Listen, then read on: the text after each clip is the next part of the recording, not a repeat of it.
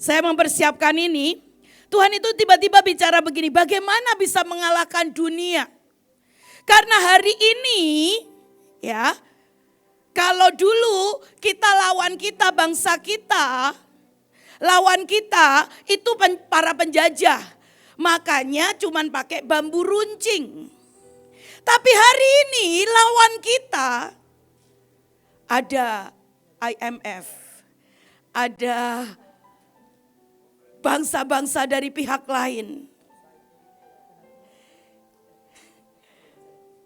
Ada gadget kata Ibu Indi ditambahkan. Yang tadinya kita bergumul dengan roh perjinahan, dengan hutang, hari ini harus berhadapan dengan Samael. Bayangin sesuatu yang istilah saya harus upgrade. Mau enggak mau, iso ora iso dipaksa upgrade. Nah, dan hari itu Tuhan berkata, untuk mengalahkan dunia, Tuhan bilang begini, syaratnya satu, iso. Yang pertama, lahir dari Allah. Karena semua yang lahir dari Allah akan mengalahkan dunia. Yang menjadi masalah apa? Seringkali di dalam hidup kita, dalam pelayanan kita, tidak semuanya lahir dari Allah. Lahir dari ego. Lahir dari kepentingan sendiri. Lahir dari keletihan.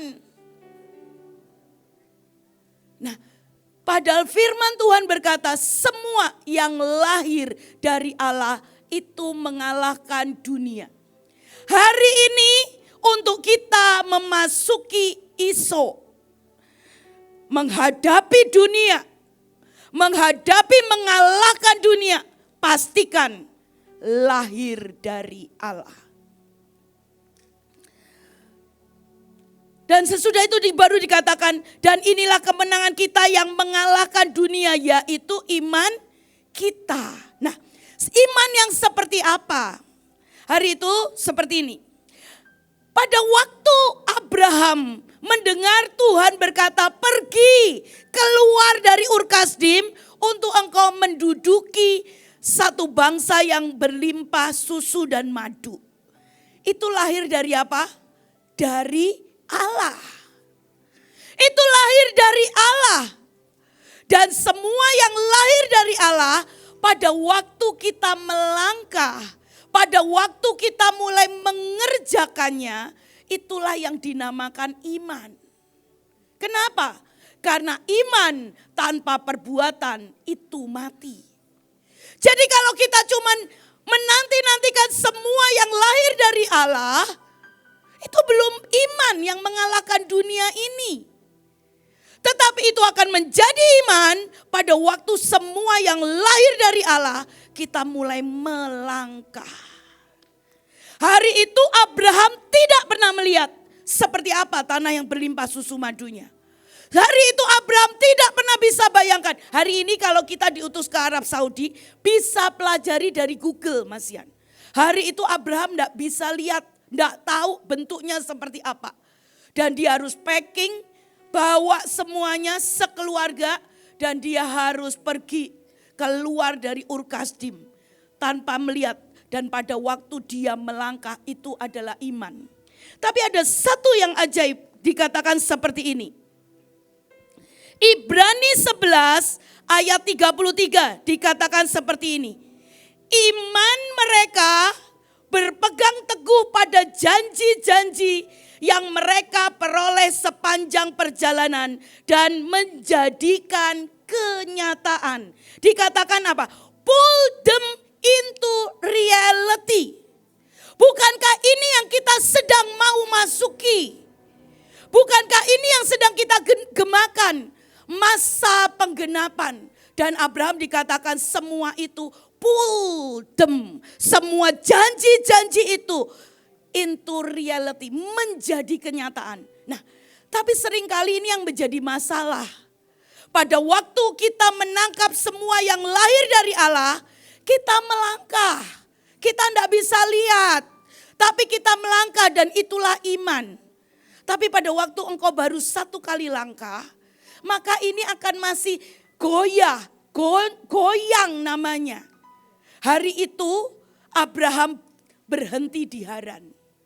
Dan apa yang dibuat oleh Abraham, setiap kali kalau dihitung itu akan ada sampai 7 kali mezbah. Perjanjian demi perjanjian. Setiap kali Abraham dia mulai goyah dan sekali lagi Tuhan menurunkan perjanjiannya, maka iman itu benar-benar menyatu dengan yang namanya perjanjian demi perjanjian. Yang membuat semua itu menjadi nyata, menjadi sebuah penggenapan adalah perpaduan antara iman yang dijalin dengan yang namanya perjanjian dan sumpah itu. Bapak Ibu, mungkin hari ini kita bisa mengangkat sumpah matahari, perjanjian matahari. Kita bisa mengangkat perjanjian bright and kita bisa mengangkat perjanjian darah. Kita bisa mengangkat banyak perjanjian. Tapi saya mau tanya, apakah itu perjanjian itu menjadi perjanjian personal antara engkau dan Tuhan? Seringkali kita harus sampai di titik kita punya sebuah perjanjian personal yang diturunkan. Dan dikatakan apa? Itu akan fasten, itu akan mengikat. Itu seperti apa? Seperti kita ini pakai seat belt. Itu memastikan itu tidak goyah. Itu memastikan itu tidak pernah terancam bahaya. Itu memastikan kita aman. Itu memastikan kita on position. Hari ini yang pertama, mengalahkan dunia, menghadapi dunia, pastikan lahir dari Allah. Tapi sekali lagi, pada waktu engkau melangkah, mari cari, inginkan, rindukan sampai perjanjian personal itu turun dalam hidupmu. Maka itu akan mengikat engkau dan dikatakan pull them into reality. Amin. Ya. Seberapa banyak sih hari ini perjanjian emas? Saya itu setiap kali ngangkat emas, saya itu melihat ada jarahan demi jarahan. Serius, saya itu loh yang saya mau katakan, seberapa kita cuma mau, ya aku angkat emas, aku terima. Tetapi enggak sampai benar-benar kita terus kerjakan sampai jadi perjanjian secara pribadi. Itu yang pertama, ISO yang pertama. Yang kedua, ISO untuk mengalahkan dunia. Kita mau baca dari Kejadian 39 ayat 2 sampai dengan 4. Dikatakan seperti ini. Kepada Yusuf diberikan kuasa atas rumahnya dan segala miliknya diserahkan pada kekuasaan Yusuf. Tetapi ini ayatnya dimulai dengan seperti ini. Tetapi Tuhan menyertai Yusuf. Itu kuncinya. Untuk kita mengalahkan dunia, kuncinya adalah bagaimana Tuhan menyertai kita. Hari itu Yusuf boleh masuk penjara. Yusuf boleh dibuang di sumur. Tetapi tidak bisa dipungkiri Allah menyertai Yusuf. Dan pada waktu dunia melihat Allah menyertai Yusuf, maka dikatakan dia mulai dipercaya untuk mengurus semuanya. Tapi kalau kita baca selanjutnya dikatakan seperti ini. Mungkinkah kita mendapatkan orang seperti ini? Seorang yang penuh dengan roh Allah, dikatakan itu. Hari itu dilihat Yusuf, ada Tuhan yang menyertai, maka dia diberikan kepercayaan mengatur seluruh seisi rumah. Tapi dikatakan, aku melihat orang ini penuh dengan roh Allah. Dan dikatakan apa? Engkau menjadi kuasa atas istanaku dan kepada perintahmu seluruh rakyatku akan taat. Hanya tahta inilah kelebihanku daripadamu. Bayangin ya, hari itu Fir'aun melihat Yusuf dipenuhi oleh Roh Allah. Sampai dia bilang, tidak ada orang yang seperti ini. Maka Yusuf, apapun yang engkau putuskan, orang-orang di istanaku harus mengerjakannya. Yang membedakan aku antara Fir'aun dan Yusuf cuma satu, kursi. Kursi buat saya. Dan itu semuanya, kuasa semua dipegang oleh Yusuf. Pastikan untuk mengalahkan dunia, hidup kita dipenuhi oleh Roh Allah.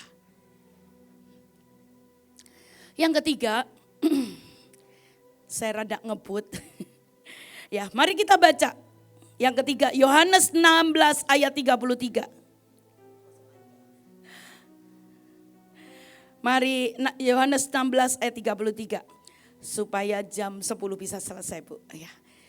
Semuanya itu kukatakan kepadamu, supaya kamu beroleh damai sejahtera dalam aku. Dalam dunia kamu menderita penganiayaan, tetapi kuatkanlah hatimu. Aku telah mengalahkan dunia. Bapak Ibu, kita ini tinggal di dalam dunia. Kita ini bukan garam dapur. Kita ini terang dan garam dunia. Halo, sadar enggak? Kita bukan garam dapur. Yang tempat kita hanya di dapur. Tetapi kita adalah garam dunia. Dan Tuhan berkata, dunia ini tidak punya Tuhan. Dunia ini artinya punya sistem yang berbeda. Allah-Allahnya lain. Tetapi Tuhan berkata, aku sudah mengalahkan. Tetapi kuatkanlah hatimu. Nah, maksud saya begini. Dunia ini punya sistem yang berbeda dengan kerajaan surga. Allahnya juga berbeda dengan Allah-Allah kita. Ada Mamon. Allahnya itu macam-macam Allahnya. Ada penyembahan berhala. Tetapi saya mau berkata, Tuhan itu berkata begini. Loh, kamu ini kalau mau masuk ke dunia, tuannya itu ada banyak macam-macam ini loh, Allah-Allah yang lain. Tapi seringkali kita ini tidak benar-benar mau mengalahkan sistem dan Allah-Allah dunia ini. Tuhan berkata apa? Kuatkanlah hatimu. Karena kenapa? Pada waktu engkau masuk ke dalam dunia ini, maka engkau akan mengalami yang namanya aniaya. Buat saya ini begini loh Bapak Ibu. Ada banyak orang lebih tahan menderita tidak punya duit daripada tahan untuk mengerjakan kebenaran Allah dalam hidupnya. Saya ulang lagi. Ada banyak orang rela menderita, disiksa berbagai hal.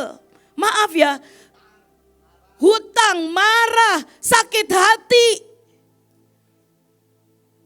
Lebih mau rela dirinya disiksa itu daripada engkau bersusah-susah, daripada engkau benar-benar. Loh, ini namanya masa transisi, engkau pindah. Dan itu harus ada sebuah perubahan. Dan engkau pada waktu engkau melakukan kebenaran, sepertinya sebuah siksaan, tetapi itu adalah firman Tuhan berkata apa? Kebenaran itu akan memerdekakan engkau. Jadi hari ini ayo sekali lagi. Saya cuma mau ajakin. Tuhan itu berkata, nah ada begitu banyak aku itu mau memberkati. Ada begitu banyak aku yang mau angkat. Tapi sesungguhnya itu mentalnya tidak pernah berubah. Tidak pernah punya hati yang tough. Tidak pernah punya hati yang bold untuk dipindahkan dari dunia gelap kepada terang. Saya ini kemarin retreat. Ada beberapa staf saya itu nulis, Bu, bagaimana saya bisa mendapatkan tambahan. Bagaimana saya bisa mendapatkan tambahan pendapatan supaya saya ini kebutuhan makin banyak, sekarang udah gak cukup. Tetapi kami ini mulai ajarkan bagaimana cara pakai uang yang benar. Seperti tadi Pak Har, mana yang utama, mana yang enggak. Menjarah pagi-pagi, beriman, benar-benar beriman, melakukannya. Contoh ya, saya suruh kasih untuk jualan STHR aja. Sampai hari ini cabangnya cuma 1. Saya sampai bilang loh, seluruh pasar di Bekasi, masa gak ada yang bisa? Jadi lebih suka untuk hidupnya menderita dan berkata, Tuhan kenapa kok gak diberkati? Tetapi gak pernah mau hidup dalam kebenaran, melatih iman. Inilah yang Tuhan bilang, kalau engkau ingin menguasai dunia, kuatkanlah hatimu. Kuatkanlah, kita harus punya mental health. Kita harus punya mental kerajaan surga. Kita harus membawa sistem kerajaan surga masuk ke bumi ini. Tetapi itu perlu perpindahan. Dan itu dimulai dari kita. Seringkali kita tidak punya cukup mental untuk berpindah. Kenapa? Karena Tuhan berkata apa? Aku sudah mengalahkan Jadi itu sudah jaminan. Kita cuman menurut saya ya rekoso dikit harus pergi ke Bandung doain. Harus pergi ke sini, harus pergi ke Arab.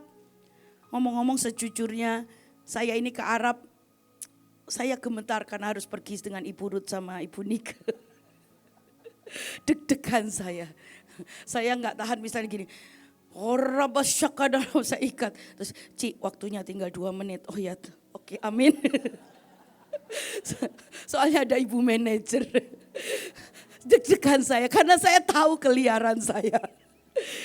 Tuhan. Kuda yang baik yang menemani saya perang Parolis. Nyetir dari itu balik lagi di Amerika. Aduh Tuhan terima kasih. Sekali lagi dunia ini Tuhan sudah mengalahkan. Tapi cuman kuatkanlah hatimu. Amin.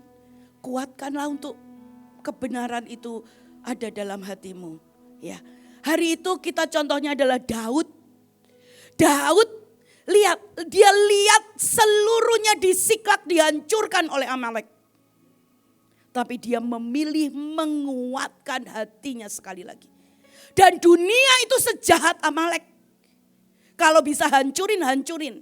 Kalau bisa bangkrutin, bangkrutin. Tetapi saya mau berkata, lihat pada Daud, pada waktu Daud menguatkan hatinya dengan Tuhan. Dia mengejar, dia menjarah. Dan dia diangkat jadi raja sesudah itu.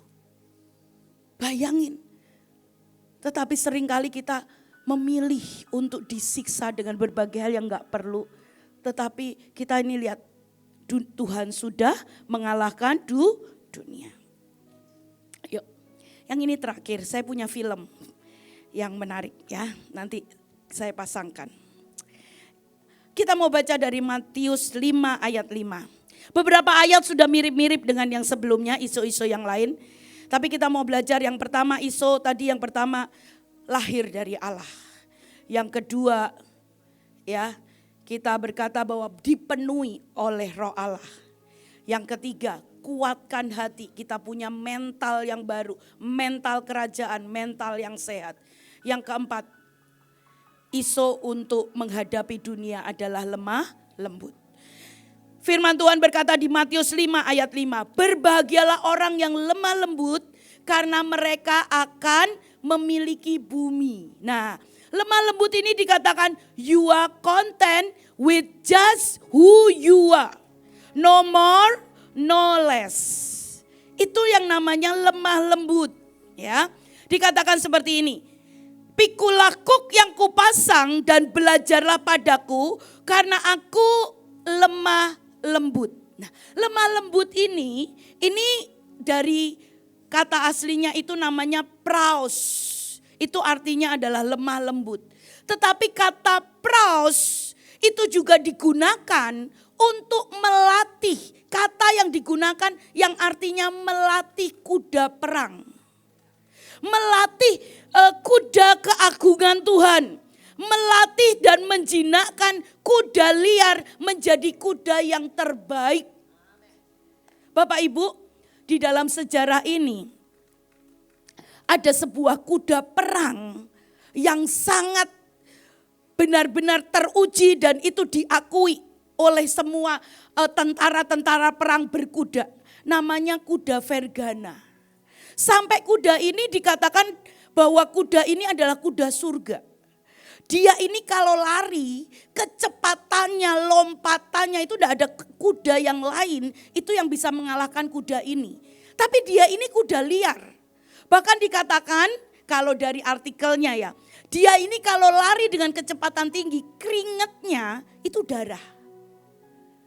Itulah yang membuat hari itu dinasti Han, dia membeli kuda ini dari area Kirgistan.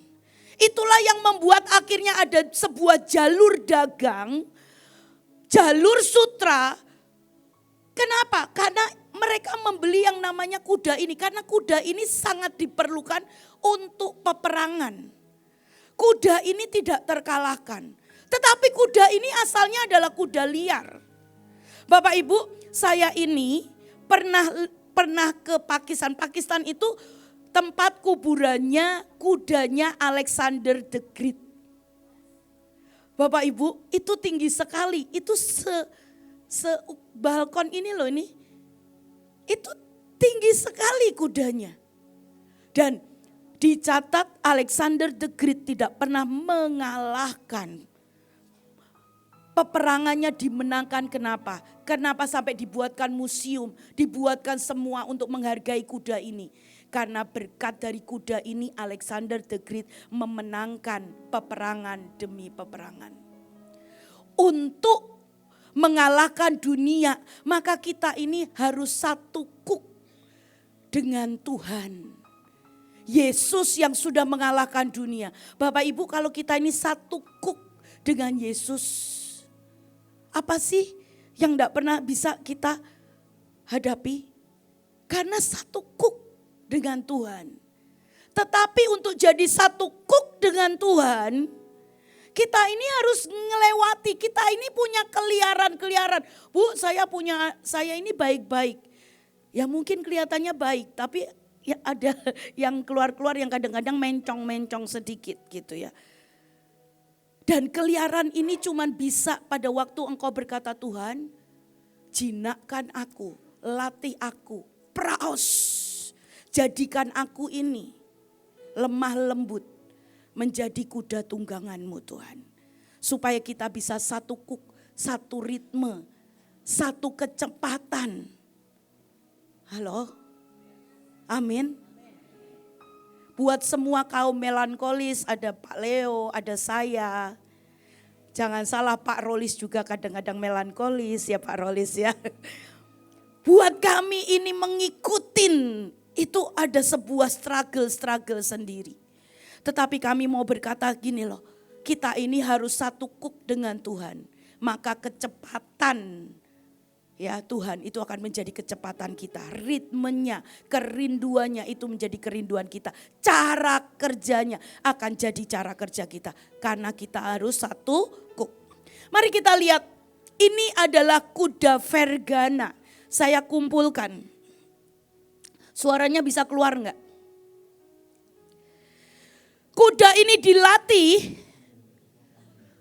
untuk memastikan penunggangnya tidak pernah jatuh. Dia bisa berdiri tegak pada waktu dia harus menendang.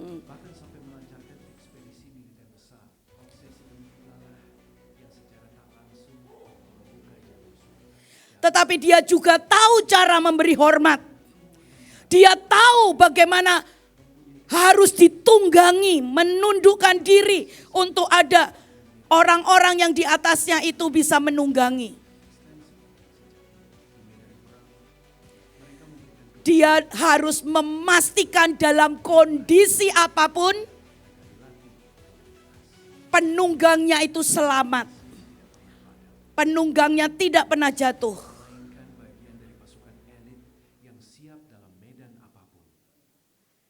Amin. Kalau kita mau dilatih seperti itu, kita akan mengalahkan dunia. Amin.